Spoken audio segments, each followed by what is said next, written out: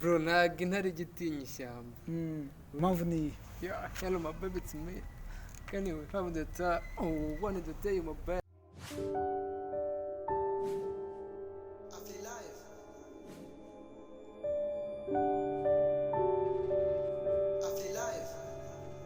Hey, what's up Kigali, mumeze mute? Nanone ni kuri Afri Live TV nkuko bisanzwe. Nanone ni umusore wanjye Yangerman, mu biganiro byacu imyidagaduro turebera hamwe amakuru yose ajyanye na entertainment, sinema nyarwanda nkuko mubizi ni kwa kundi ni sawa cyane.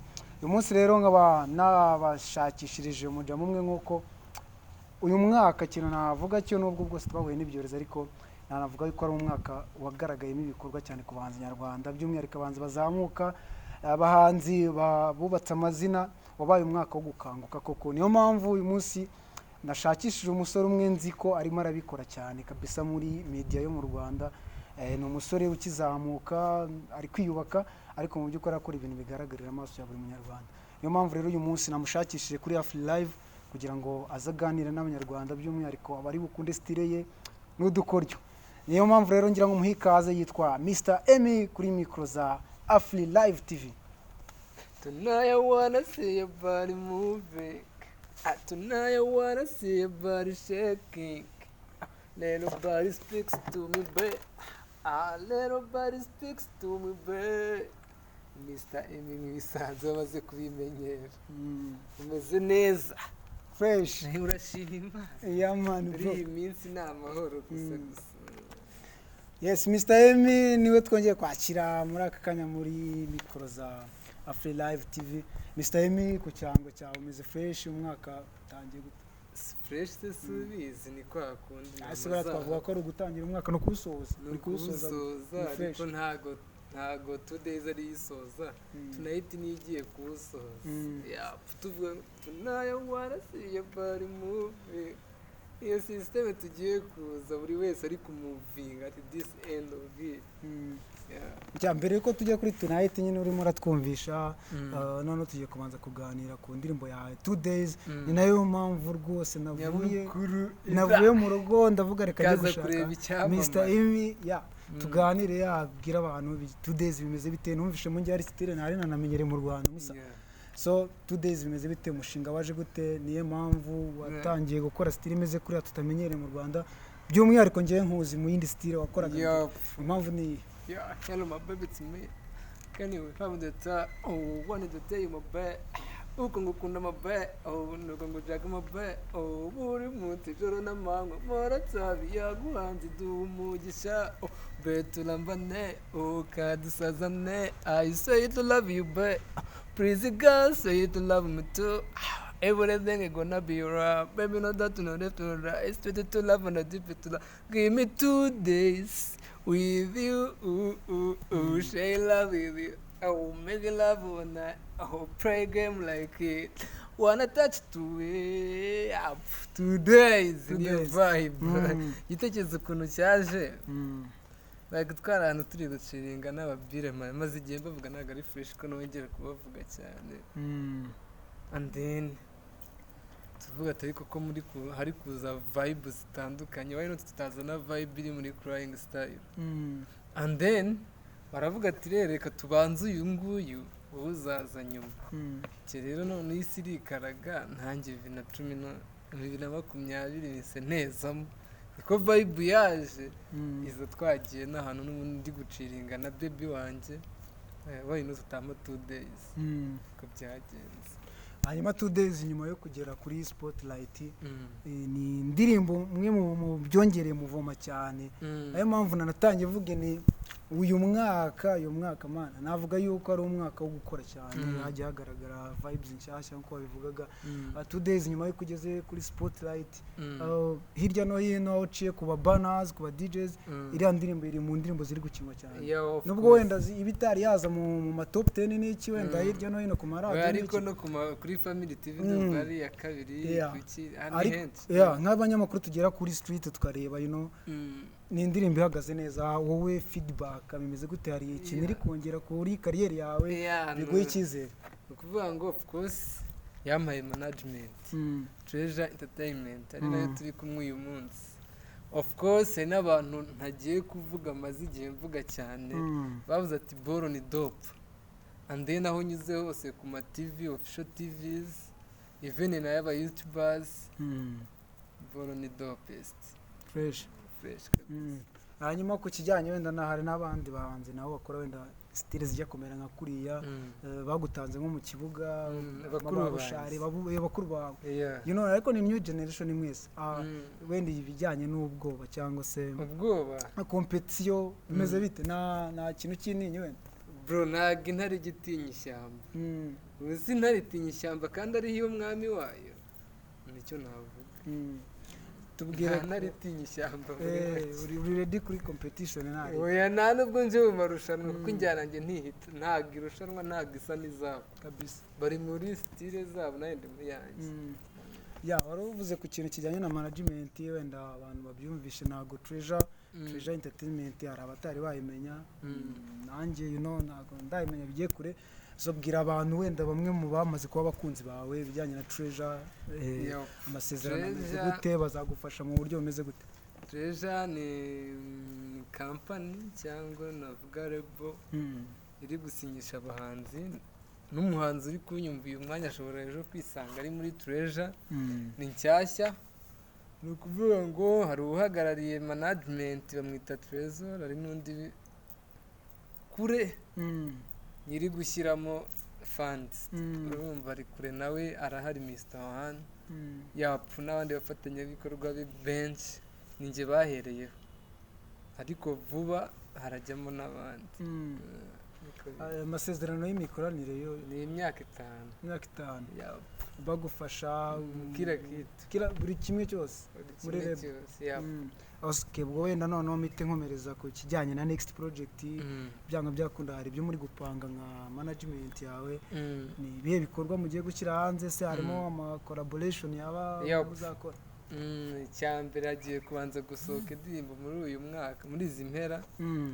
tonight naguhaga akapera n'ubundi and then yarahita haza collabo n'umuhanzi wo muri East Africa ariko for now nabashije guhita mentioninga ko bitaremerwa ariko arahari kandi mu bahanzi nyine beza muri icyo gihugu babiri ba mbere arahari mu gutangira mu kwa mbere indirimbo zahita ijya hanze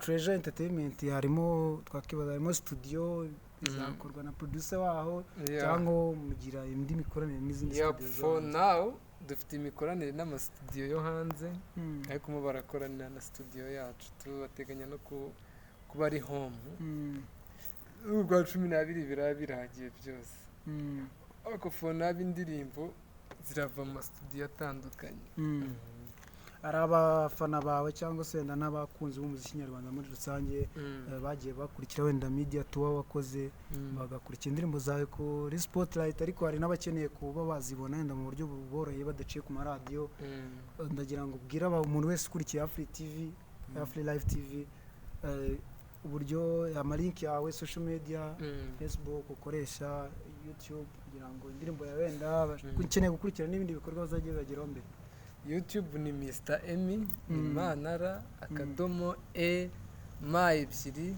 na ya Instagram ni Emmy Mr. urabicurika uko nabivuze uhita ungeraho byose genda ukore follow subscribe tubane gatanu ku kandi arakoze Mr. Emmy hanyuma mbere wenda yuko dusoza ikiganiro twagiranaga 2 days wenda hari abari kwibaza niba ariyo ndirimbo ya mbere waba warahereyeho sasa hari izindi ndirimbo wenda wari ufite mbere sinzi hari ukuntu ntajya nkunda kuzivugaho cyane izindi nari ndimo ndatestinga like nk'injyana naziramo kuko n'iki igomba kujya muri repetition n'iki nakoze tega amatwi na Mr. Kagame niyo yari iherutse hanze wara Spyro newe inkunga na Fabrice Ndayisaba Fabrice Foundation ndanabasuje bya ziri hanze nazo bazireba ni indirimbo nziza zitazigera ziva no mu mutima wanjye nubwo ndi muri style nshyashya ariko ni indirimbo zangize n'ubundi ubu ngubu kuyeho 2 days akantu kanyuma turi busorezo Mr. Emmy twakiriye kuri kamera za Afri Live TV mbere ko dusozanya ndagira ngo duhe nk'icyegeranyo kuri muzika nyarwanda mbere gatoya wenda y'uyu mwaka wa 2020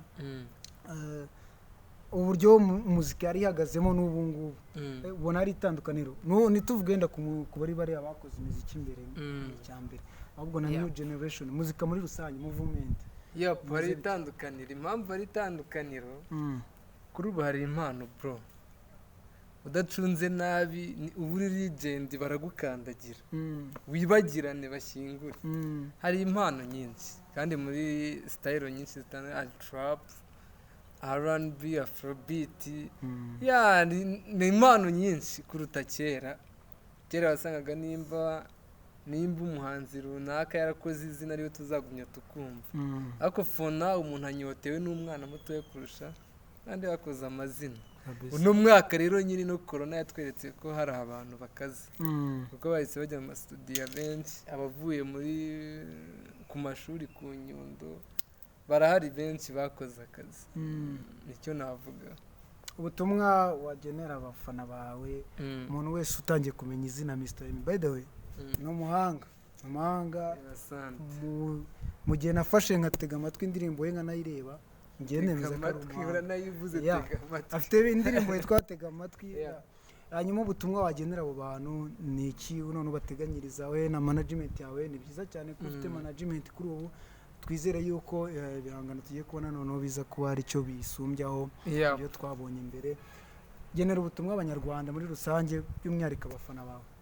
Icyo nabwira, arabizi ndabakunda, and then bagende bakore subscribe na follow, and then duhurire iyo kure birere. Ikindi kandi nta wundi muntu ubona, hari ubundi muntu duhanganye akareka nimunkeka muzansange kukarwa tubiganirire ibindi byose, and then ibindi kindi nanjye umbaze icyo ushaka. Imizigo myiza iraje, call me stranger, I'm stranger, nduwo kukarwa, kiyo kakule, call me stranger, nyita stranger, nduwo kukarwa, kiyo kakule. Sujya ugira impungenge z'izo style na bamuri gukora, wenda uvuga ati bino bintu turirimba abantu babyumvamo cyangwa abantu babyumva ni bakeya, wenda ntabwo ugira impungenge. Genda urebe uzi amamiliyoni ari kumureba, urebe Feri wapfa amamiliyoni ari kumureba. Ku banyarwanda ntabwo njye ntagatinze umunyarwanda gusa, of course ninakundwa nawe Reman, nzakundwa n'umuganda cyangwa n'umukenya. Niko bimeze. Nudakunda njye uzakunda Bruce Melody, ni byiza n'umunyarwanda muteza imbere. Nudakunda njye uzakunda Bushari, nudakunda njye uzakunda Malone. It's okay. Nanjye udakunda Malone azakunda Mr M. Hari ikindi tugabanya ibyo bintu. N'urukundo rwanjye nunashaka nk'umunyarwanda, wenda uzanareke no kumfana, ariko ufane n'abandi kabisa. It's okay. Bitwaye iki? Yes, turamushimiye cyane rero. Twari kumwe na Mr M, umunyarwenya cyane, yaduteye igiparu, ariko by'umwihariko arimo aranogereza freestyle acapella. Bagiye mwumva izindi ndirimbo agiye kugenda ashyira hanze mu bisiri imbere. Ndagushimiye cyane rero wowe twabanye muri iki kiganiro cyose. Mwibutse ni Afri Live TV, kandi ikintu cy'ingenzi subscribe, kuko nicyo cyonyine gituma ibiganiro byacu dukora umunsi ku munsi bikugeraho 5 kuri 5 kandi mu bambere. Ndagushimiye cyane rero, reka nizere ko tuzongera kubana next time. Bye, uri kumwe na Young German. Stay in touch.